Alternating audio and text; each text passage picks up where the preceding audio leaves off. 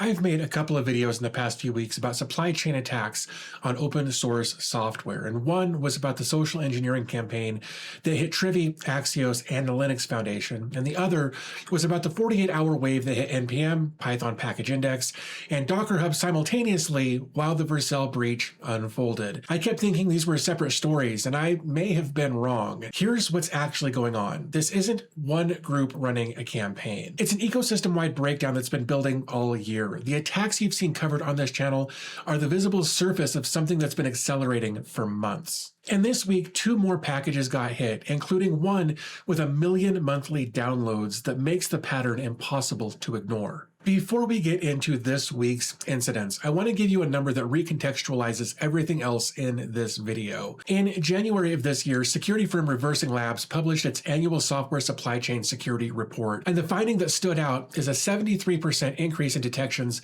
of malicious open source packages in 2025. That's 73% in a single year. The report also noted a shift in targeting strategy. Attackers moved away from obscure packages maintained by single developers towards popular, widely used, actively maintained packages. The logic is brutal and obvious in hindsight. Why compromise a package with 500 downloads when you can compromise one with millions? The report also flagged the emergence of the first registry-native worm malware, an NPM word called Shai-Hulud that compromised more than 1,000 packages across 2 campaigns and exposed an estimated 25,000 GitHub repositories. And that was 2025. The Canister Worm and Canister Sprawl campaigns I covered in the last videos were 2026 iterations of the same playbook.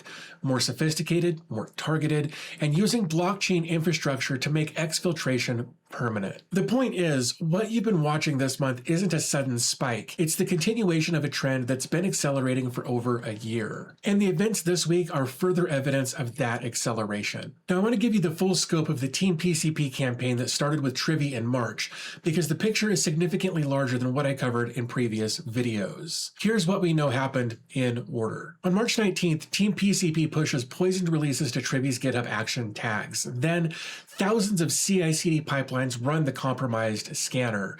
Credentials are stolen, including cloud providers, SSH keys, API tokens, GitHub tokens, Kubernetes secrets, and Slack and Discord webhook URLs. On March 23rd, checkmarks is hit. TeamPCP uses credentials stolen from the Trivy compromise to poison 2 of Checkmarks' GitHub action workflows and 2 plugins on the OpenVSX marketplace. Every developer who ran those workflows or installed those plugins during a roughly 13-hour windows had their credentials stolen. On March 24th, LiteLLM is compromised on the Python Package Index. Now, LiteLLM is an open source AI gateway with 95 million monthly downloads used to route requests to AI providers, including OpenAI, Anthropic, Azure, and AWS. And a typical LiteLLM deployment stores API keys for every AI provider an organization uses.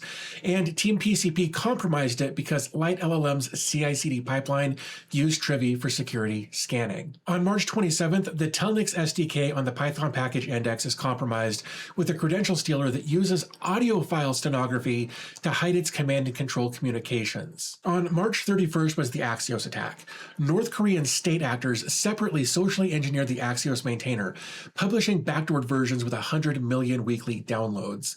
This was a separate threat actor, not TeamPCP, operating simultaneously. TeamPCP then pivoted from credential theft to active extortion, working through approximately 300 gigabytes of compressed stolen credentials and partnering with the Lapsus extortion group to target large enterprises. The confirmed victims included the European Commission, whose AWS API key was stolen on March 19th. Insert EU confirmed that 71 EU entities were hit through the poisoned Trivy build. Sportradar, the global sport data company, was also confirmed as a victim. And Cisco's internal development environment was breached through a malicious GitHub action plugin derived from the Trivy compromise. Over 300 private GitHub repositories containing Cisco source code were also cloned. The Mandiant CTO put out a number at the RSA conference in April.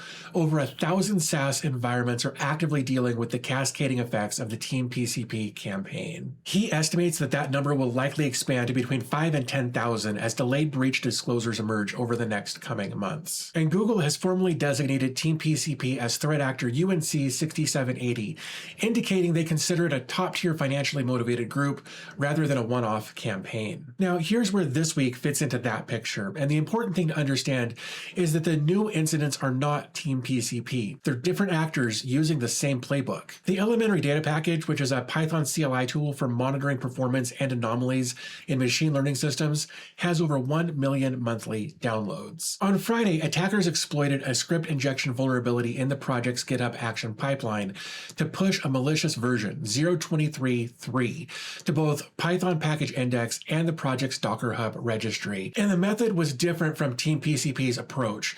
A newly created GitHub account posted a malicious script in a public pull request comment. Because the automated workflow failed to safely process that comment, it executed the attacker's code, and the pipeline ran the malicious script, and the malicious version was live for about 12 hours. And what it stole was user profiles, warehouse credentials, cloud provider keys, API tokens, SSH keys, and the contents of any .env files.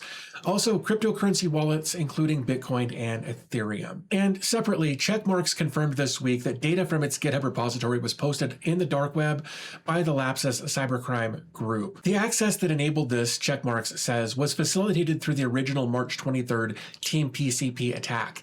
That breach is now producing dark web data dumps more than a month later. Socket's forensic analysis found that the attacker may have had write access to Checkmarx's repositories between March and April, though whether this was retained access, recompromised, or unremediated credentials is still unknown. So here's what that full picture looks like when you take a step back. The open source software ecosystem runs on trust, and package registries trust that maintainers are who they say they are. Developers trust that packages from known maintainers are safe, and CI/CD pipelines trust that version tags point to the same code they always did, and build systems trust their security scanners. What 2025 and 2026 have demonstrated systematically and at scale is that every one of those trust relationships is now a target. The elementary data attack didn't exploit a vulnerability in the code. It exploited the fact that GitHub action workflows process pull request comments. The TeamPCP campaign didn't exploit a vulnerability in Trivy. It exploited the fact that version tags can be silently repointed. And the Vercel breach didn't exploit a vulnerability in Vercel's infrastructure. It exploited the fact that an employee trusted an AI tool with broad OAuth permissions. The targets have also got bigger and more strategic. Reversing Labs documented the shift. Attackers moved from obscure single maintainer packages to packages with tens or hundreds of millions of downloads. Light LLM at 95 million daily downloads, Axios at 100 million weekly downloads, elementary data at 1 million monthly downloads. The math is simple. Compromise one widely used package and you don't need to compromise 1,000 individual targets. There's also a convergence happening between different types of threat actors. The Checkmarx dark web dump involves Lapsus, a cybercriminal extortion group. The Axios attack involved North Korean state actors, and TeamPCP appears to be a financially motivated criminal group. These actors are sharing stolen credentials and collaborating on downstream exploitation. A credential stolen by one group is being used by another.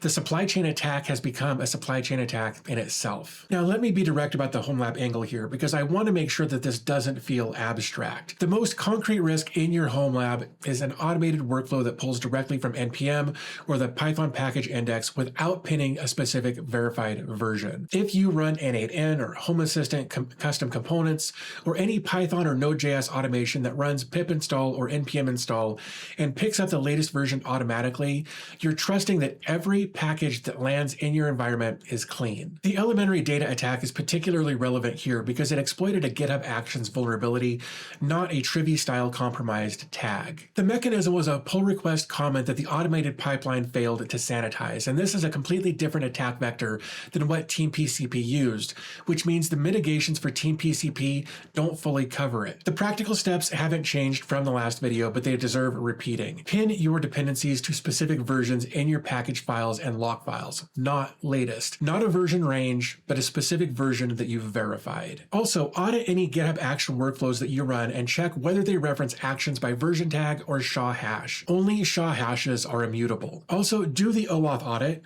If you use any AI productivity tools connected to your Google or Microsoft account, go audit what permissions they have. data. The Vercel breach stated one employee granted broad OAuth access to a tool that seemed safe. If you ran the elementary data package version 0.23.3 or its Docker image with the digest ending in 634255, rotate all credentials that were accessible from that environment immediately. For your broader Homelab security posture, the attackers going after these ecosystems are financially motivated. They're looking for cloud credentials, API keys, and cryptocurrency wallets. If your Homelab automation workflows have access to any of these, and N8N workflows often do, that's your highest value attack surface right now. The 73% increase in malicious open source packages isn't a statistic that describes what happened in 2025.